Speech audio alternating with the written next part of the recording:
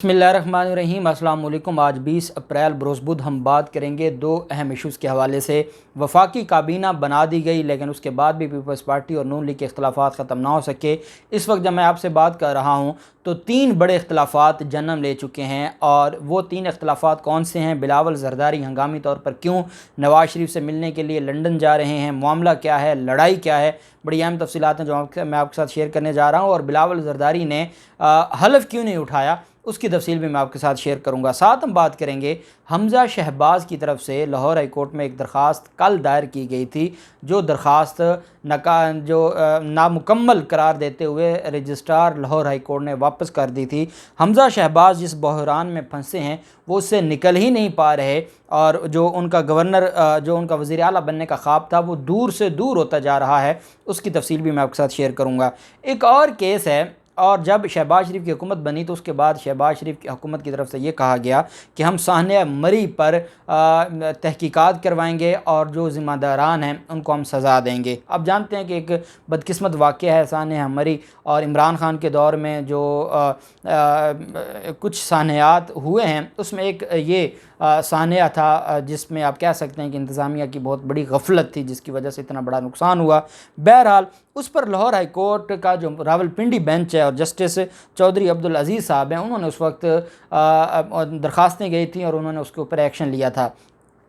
अब जस्टिस अब्दुल अजीज़ साहब रावलपिंडी बेंच में लाहौर हाई कोर्ट वो भी इस मामले पर एक्टिव हो गए हैं और रोज़ाना की बुनियादों पर समाअत का उन्होंने हुक्म जारी कर दिया है। लीगल एडवाइज़र ज़िले इंतज़ामी एडवोकेट सैयद मोहम्मद शाह समेत दीगर महकमों के नुमाइंदों को अदालत ने तलब कर लिया है। कल इसके ऊपर समाअत हुई थी और अदालत ने लीगल एडवाइज़र को मरी होटल में होटल एसोसिएशन के साथ मिलकर TOR तय करने की हदायत की और कहा कि होटल एसोसिएशन के साथ मीटिंग करके रिपोर्ट अदालत में जमा करवाएं। इस मौके पर जस्टिस चौधरी अब्दुल अजीज़ साहब ने कहा कि केस की समाअत वो रोज़ाना की बुनियाद पर करेंगे।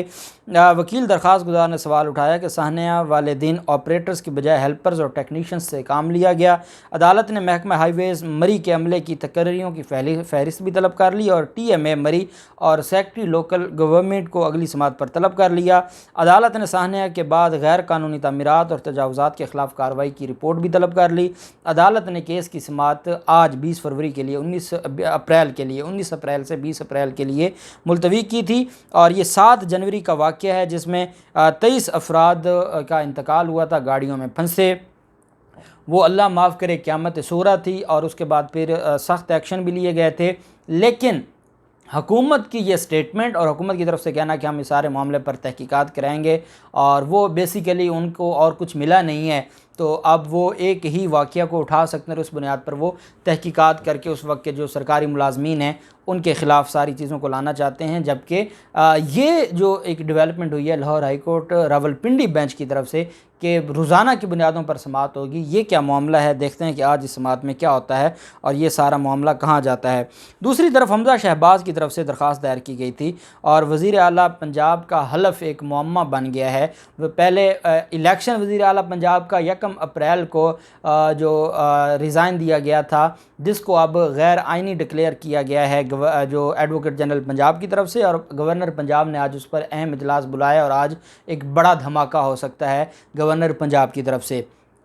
वो ये है कि जो वज़ीर आला पंजाब थे उस्मान बुज़दार, उनका जो उस वक्त रिज़ाइन दिया गया था वो गैर आइनी था और मज़े की बात यह है कि उनके गैर आइनी होने का पहला नारा लगाया था साद रफ़ीक ने कि जो उस्मान बुज़दार का रिज़ाइन है वो गैर आइनी है। वो आज उस्मान बुज़दार का गैर आइनी जो था जो इस्तीफ़ा वो अब गले पड़ गया है हमज़ा शहबाज के। और हमज़ा शहबाज ने इलेक्शन में आप जानते हैं कि 3 अप्रैल को इलेक्शन होना था, 3 अप्रैल की बजाय वो 16 अप्रैल को जाके इलेक्शन हुआ और ये हाई कोर्ट मामला गया, पहले सिंगल बेंच के पास गया, फिर डिवीज़न बेंच के पास गया और उसके बाद इलेक्शन हुआ। इलेक्शन वाले दिन लड़ाई हुई, ज़ख्मी हुए, स्पीकर ज़ख्मी हो गया और डिप्टी स्पीकर को स्पीकर गैलरी में खड़े होकर इलेक्शन करवाना पड़ा। तो मामलात बड़े ख़राब हो गए थे। अब इन सारी चीज़ों के होते हुए मामला इस तरह से बना था कि जो स्पीकर जो मौजूदा, एक तो स्पीकर ने भी कह दिया था कि ये गैर आइनी इलेक्शन हुआ है जो परवेज़ इलाही हैं, और दूसरा गवर्नर जो पंजाब थे उन्होंने हलफ लेने से इनकार कर दिया था और उसको मौखर कर दिया था। ये गवर्नर पंजाब को फारिग करने लगे थे, उस पर फिर आर्टिकल 101 कॉन्स्टिट्यूशन ऑफ पाकिस्तान का आड़े आ गया और उसकी वजह से वो गवर्नर को भी फारिग ना कर सके क्योंकि वो सदर का इख्तियार था। तो ये लड़ाई चलते चलते अब लाहौर हाई कोर्ट पहुँच गई और हमज़ा शहबाज ने कहा कि मैं वज़ीर आला बना हूँ 16 अप्रैल को और 20 अप्रैल हो गई है और मुझे कोई रिलीफ़ नहीं दिया जा रहा, मेरा हलफ नहीं लिया जा रहा, बड़ी ज़्यादती है। उस पर दरख्वास्त दायर की थी हमज़ा शहबाज की तरफ से, आइनी दरख्वास्त थी लाहौर हाई कोर्ट में, और लाहौर हाई कोर्ट के रजिस्ट्रार ने दरख्वास्त में ये कहा गया था कि 1 अप्रैल को उस्मान बुज़दार के इस्तीफ़े की मंजूरी के बाद वज़ीर आला का दफ्तर खाली पड़ा है। गवर्नर पंजाब का दरख्वास्त गुजार से हलफ न लेना सियासी दाव पेच और बदनीयती है। सदर, स्पीकर और गवर्नर के दफातर का काम पार्टी की पॉलिसीज़ का अख्तियार करना नहीं होता। रजिस्ट्रार ऑफिस में ये दरख्वास्त दायर की गई। रजिस्ट्रार ऑफिस ने स्क्रूटनी के दौरान, ये 19 अप्रैल को कल दरख्वास्त दायर की गई थी, रजिस्ट्रार ऑफिस ने दौरान स्क्रूटनी दरख्वास्त नामुकम्मल होने की बुनियाद पर वापस कर दी। हमज़ा शहबाज की दरख्वास्त के साथ कहा कि मतलूबा दस्तावेज़ात नहीं हैं और कौन सा ऑर्डर है गवर्नर पंजाब का जिसमें उन्होंने इसको मौखर किया है, या कौन सा ऑर्डर है जिसको अब चैलेंज कर रहे हैं, ये सारे डॉक्यूमेंट्स अदालत से तलब कर लिए। लाहौर हाई कोर्ट हमज़ा शहबाज की दरख्वास्त नामुकम्मल करार देकर वापस कर दी। दरख्वास्त मुकम्मल करके दोबारा कहा कि आप दरख्वास्त दायर कर सकते हैं, और नून लीग की तरफ से ये कहा कि हम जो डॉक्यूमेंट्स हैं वो मुकम्मल करेंगे, और आज दोबारा 20 अप्रैल को ये दरख्वास्त दायर करने की तरफ बात सामने आ रही है कि ये दरख्वास्त दोबारा दायर की जाएगी। अब ये जो मामला है, क्योंकि परवेज़ इलाही ने नतायज तस्लीम करने से इनकार किया था, परवेज़ इलाही ने 28 अप्रैल के लिए इजलास भी बुलाया हुआ है, परवेज़ इलाही भी इस पर रूलिंग देने के लिए तैयार बैठे हैं, गवर्नर पंजाब ने भी इस पर सवाल उठा दिए हैं। तो ये मामला तो बड़ा दिलचस्प हो गया है और अब देखते हैं कि आज लाहौर हाई कोर्ट में क्या होता है। दूसरी तरफ जो बिलावल जरदारी का मामला है, और बिलावल जरदारी ने जो शराइत रख दी थी, और पहली शर्त बिलावल जरदारी की तरफ से जो कल जब वफाकी काबीना ने हलफ उठाया और बिलावल जरदारी ने हलफ नहीं उठाया था, वो कल ही सामने आ गई थी। पीपल्स पार्टी के चेयरमैन बिलावल जरदारी ने वज़ीर ख़ारजा हलफ उठाने का मशरूत फ़ैसला किया था और कहा था कि मैं तब हलफ उठाऊंगा जब उन्होंने कहा था कि जो बाकी इत्तेहादी हैं उनको भी आप उनका हिस्सा दे देंगे। बिलावल भुट्टो ने हलफ ANP और मोहसिन दावड़ की काबीना में शमूलियत से मशरूत कर दिया था। अब मोहसिन दावड़ को काबीना में बिठाना ऐसे ही है कि जैसे आप वो उन लोगों को जिनके बारे में रियासत और इदारे माजी में बहुत कुछ कह चुके हैं और वो पहले भी असम्बली का फ्लोर इस्तेमाल करके तकरीर कर चुके हैं और शहबाज शरीफ की बगल में बैठकर उन्होंने बातें की हैं इदारों के ख़िलाफ़, अब उनको काबीना में कैसे ये बिठाएं, ये मामला ये शहबाज शरीफ के लिए बहुत बड़ा इम्तिहान बन गया है। अब इनकी लड़ाई यहाँ से शुरू हुई कि जब ANP और मोहसिन दावड़ को काबीना में शामिल करने से शहबाज शरीफ ने इनकार कर दिया।